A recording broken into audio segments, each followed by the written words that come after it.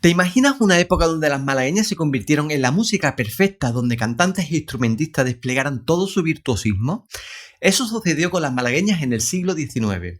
En el episodio 49 del podcast Sonidos Olvidados del Flamenco, te cuento cómo las malagueñas se convirtieron en verdaderos desafíos vocales e instrumentales y podrás escuchar música que quizás cambien la percepción que tienes de las malagueñas.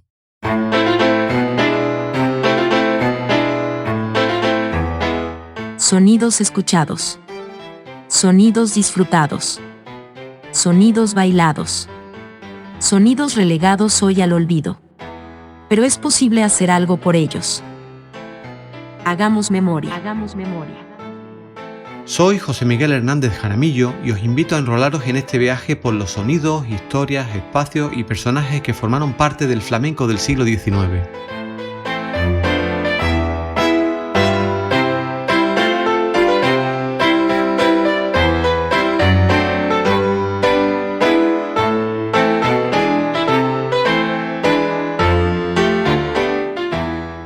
Hola, ¿qué tal? Te doy la bienvenida a este episodio 49 del podcast. Ya estamos casi terminando la segunda temporada y si quieres escuchar los 48 episodios anteriores, te recuerdo que puedes hacerlo en plataformas como Spotify, Apple Music, iVoox o el canal de YouTube Sonidos Olvidados en Musicología Creativa.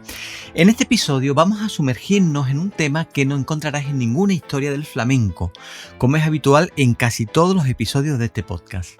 Quiero hablar hoy sobre el virtuosismo que las malagueñas tuvieron en el siglo XIX, un virtuosismo tanto vocal como instrumental, sobre todo al piano, como veremos a continuación. Para ello, como siempre que hablo de malagueña, voy a basarme en las investigaciones de la doctora Lénica Reyes, que bajo mi criterio es el mejor trabajo sobre malagueñas del siglo XIX que tenemos. Por algo obtuvo la medalla Alfonso Caso como mejor tesis de su generación en la Universidad Nacional Autónoma de México, la UNAM. Un trabajo minucioso donde analizó con microscopio una gran cantidad de fuentes musicales de malagueñas de ese periodo y del que resultaron conclusiones sorprendentes. Y quizá una de las que más me llamó la atención era ese carácter virtuosístico que tenían algunas composiciones de malagueñas. Lénica combinó el análisis musical con análisis documental y ambos análisis vinieron a concluir al mismo punto. La malagueña era una expresión musical, un cante en el que las personas que lo interpretaban se solían lucir mostrando sus habilidades tanto vocales como instrumentales, si las tocaban al piano, a la guitarra o a otro instrumento. Por ejemplo, el cornetín también era muy típico, hacer malagueñas al cornetín. Bueno, en primer lugar me gustaría destacar que Lénica analizó la forma de acompañar instrumentalmente a las malagueñas y encontró en ciertas secciones, normalmente al final de cada verso y sobre todo al final del último verso, la voz puede realizar una serie de adornos vocales muy exagerados en ocasiones, ¿no?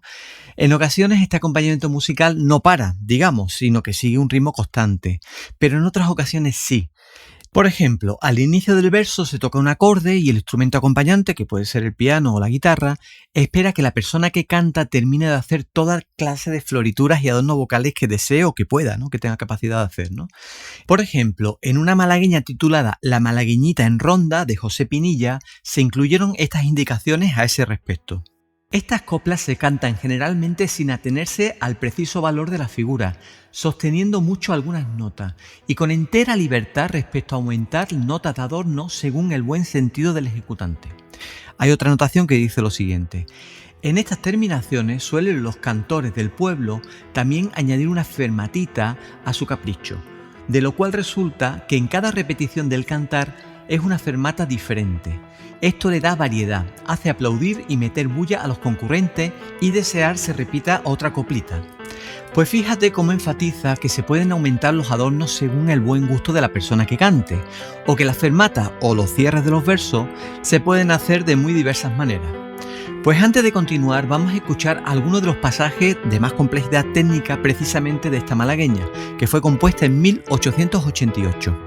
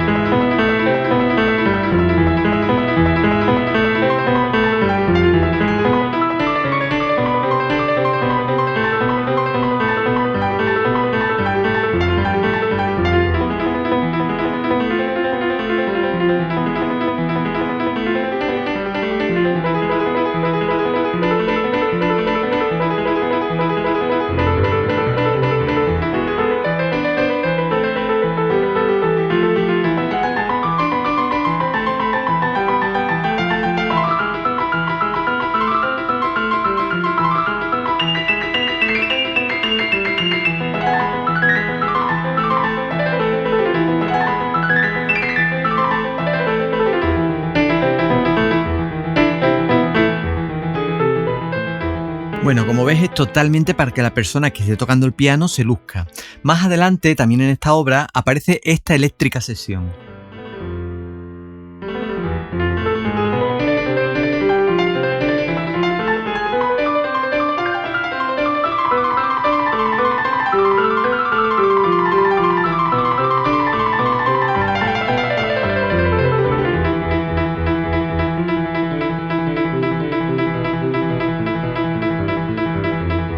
Bueno, aquí podemos apreciar cómo el virtuosismo no solo se aprecia en las partes vocales, sino también en las variaciones o falsetas de las malagueñas, que solían ser bastante difíciles de interpretar también. Otra de las conclusiones que Lénica obtiene de su análisis es que si comparamos las malagueñas con los fandangos en el siglo XIX, este último, el fandango, no se daba tanto para el lucimiento vocal como sucedía con la malagueña. Lénica analizó las coplas de malagueñas y fandangos en partituras y clasificó todas las notas de las melodías que se cantan en aquellas que pueden ser consideradas como adornos o ornamentos de las que no. Descubrió que en los fandangos únicamente el 9% de las notas que se cantan se pueden considerar como adornos. Sin embargo, en la malagueña esa cifra subía hasta el 36%. Esto es, más de un tercio de las notas que se cantaban en las malagueñas, en las coplas de las malagueñas, las podríamos considerar como adornos.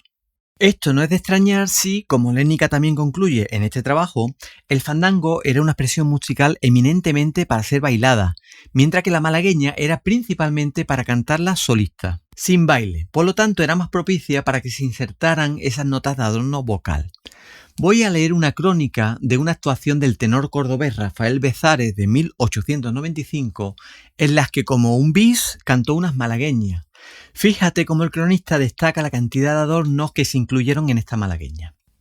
Antes quiero decir que nos dio de propina 2 coplas de malagueña, pedidas por el público, sintiendo no poder dar una idea siquiera aproximada del efecto que causaron.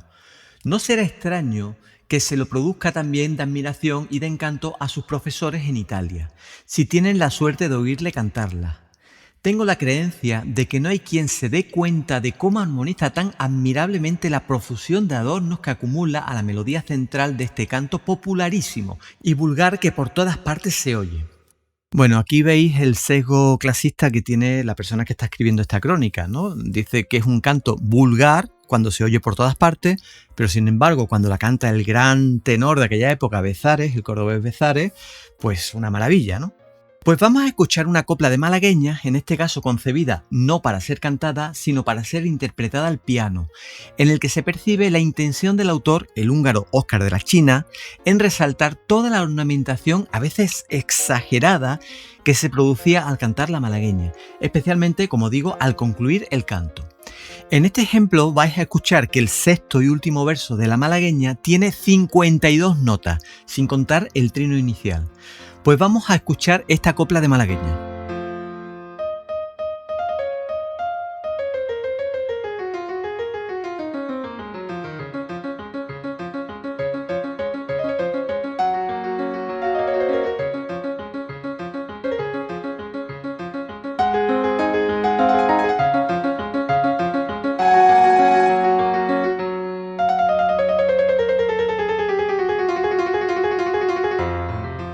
Por cierto, si recuerdas a este compositor, Óscar de la China, dedicamos monográficamente el episodio 12 de este podcast. Si te lo perdiste, te aconsejo que lo escuches porque su historia es para hacer una película y su obra flamenca es impresionante. Pues vamos a escuchar otra malagueña de uno de los compositores flamencos más importantes del siglo XIX y que aún es prácticamente desconocido, no solo en la flamencología, sino en la música española en general. Escuchamos las malagueñas flamencas para pianos titulada Guante y Coleta, dedicada al torero Luis Mazzantini. Si te fijas, es otra sucesión de variaciones sin descanso, a cual más elaborada.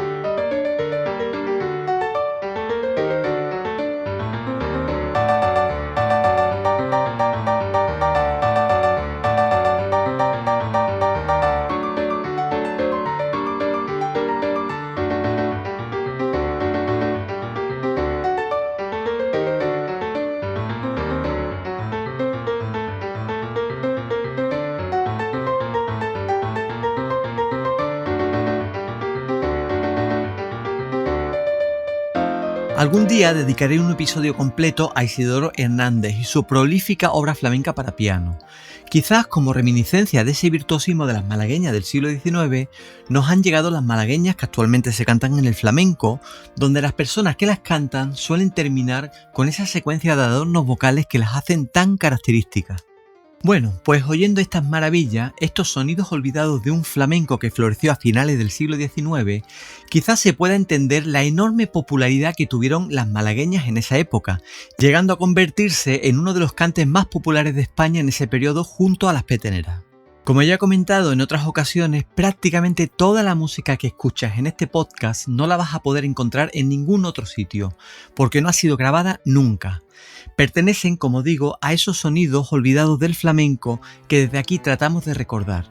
Para ello, estos sonidos corresponden con partituras que hemos digitalizado y reproducido digitalmente para que puedan volver a ser escuchadas y disfrutadas. Pues si quieres apoyar este proyecto, comparte los episodios que te gusten, suscríbete, síguenos en redes sociales y forma parte de esta comunidad de frikis de un pasado flamenco tan desconocido como fascinante. Muchas gracias por todo tu apoyo y por estar ahí, y te espero aquí de nuevo dentro de 2 viernes.